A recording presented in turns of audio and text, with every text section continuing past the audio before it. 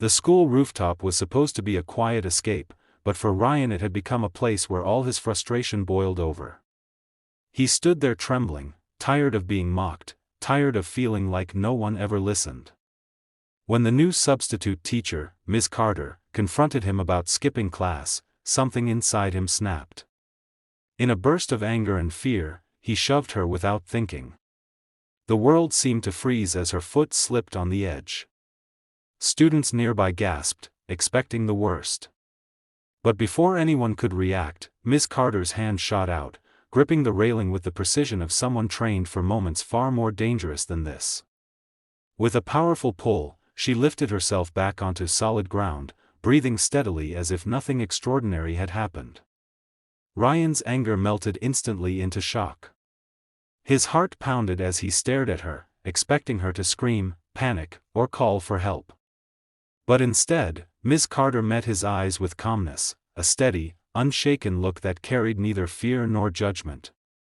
Her gaze cut through the chaos inside him, almost as if she understood something he didn't dare say out loud. For the first time, Ryan felt exposed, not because of what he had done, but because she wasn't reacting like everyone else. She wasn't afraid of him.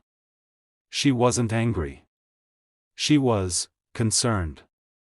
That moment on the rooftop was the turning point he never expected, the instant he realized that this teacher was nothing like the others, and this mistake would change everything between them. The rooftop incident spread through the school in seconds, and before anyone fully understood what had happened, the principal came rushing in.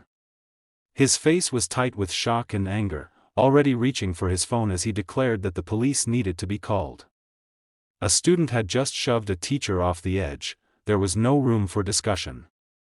But before he could dial, Ms. Carter calmly stepped between him and Ryan, lifting her hand in a quiet command that instantly stopped the chaos. She explained, in a steady voice, that there had been no real danger. She revealed something no one expected: before becoming a teacher, she had served in the U.S. Special Forces, trained to face situations far more life-threatening than a rooftop scuffle. Her quick reflexes weren't luck, they were survival instincts sharpened by years of intense combat experience. The crowd fell silent. The principal lowered his phone slowly, unsure how to process what he had just heard. While everyone else focused on the dramatic event, Ms. Carter focused on something else entirely. She had seen the look in Ryan's eyes before he pushed her, a mixture of fear, anger, and deep hurt.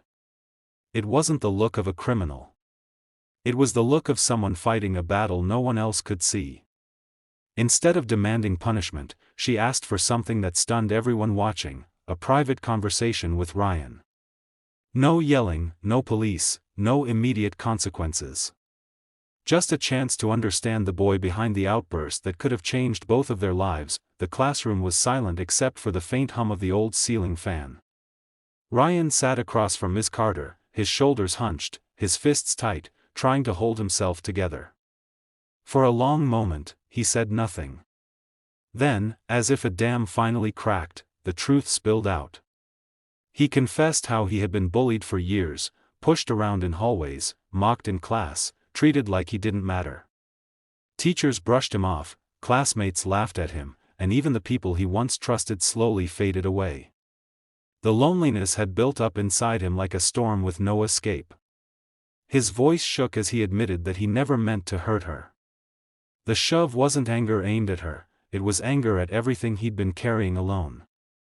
He said he felt trapped, cornered by problems no one seemed to care about. And in that moment on the roof, he acted out of pure desperation, not hatred. Ms. Carter didn't interrupt. She didn't lecture.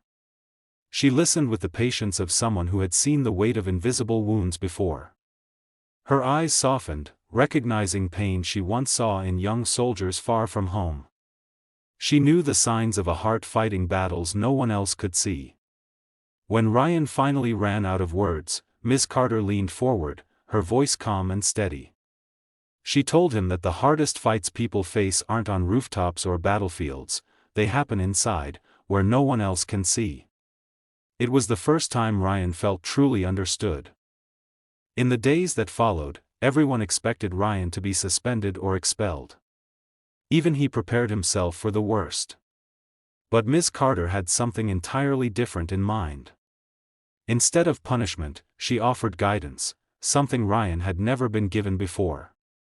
She asked him to meet her after school, not for detention, but for training. Not the kind of training people imagined when they heard special forces, but training meant for the mind and heart. She began by teaching him discipline, the kind that helped her stay focused during missions. She showed him how to stand with confidence, how to breathe deeply when panic crept in, and how to stay calm even when emotions threatened to overwhelm him. Most importantly, she taught him how to see value in himself, something he had lost long ago. At first, Ryan struggled. Years of self-doubt didn't disappear overnight. But slowly, something inside him shifted. He started walking into school with a straighter posture. His voice no longer trembled when he answered questions. He looked people in the eye instead of hiding behind shrugged shoulders. The bullies who once intimidated him now seemed smaller, not because they changed, but because he finally believed he deserved respect. Ms. Carter watched his transformation with quiet pride. She knew he wasn't just learning skills, he was learning who he could become. For the first time in his life, Ryan felt seen, understood, and capable. And that feeling became the foundation for the new strength growing inside him. Weeks later, the school courtyard buzzed with the usual noise of students rushing to class. Ryan walked through the crowd with a calm confidence that felt new but real, built slowly through every lesson Ms. Carter had given him. As he passed the lockers, he noticed a small circle of students gathered around a younger boy pressed against the wall. The familiar sound of mocking laughter echoed, the same kind that once broke him down inside. For a moment, Ryan froze.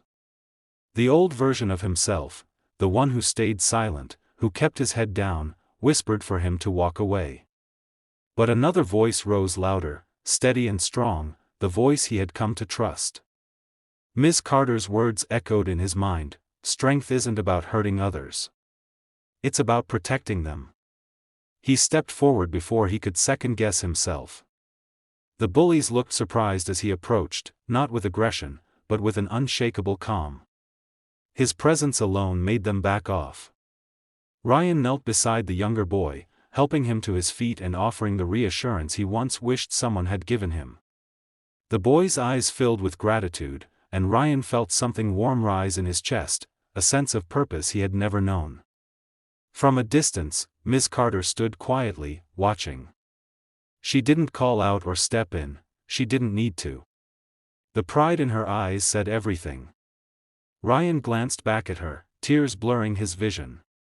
In that moment, he realized she hadn't just trained him, she had saved him, in ways he never imagined.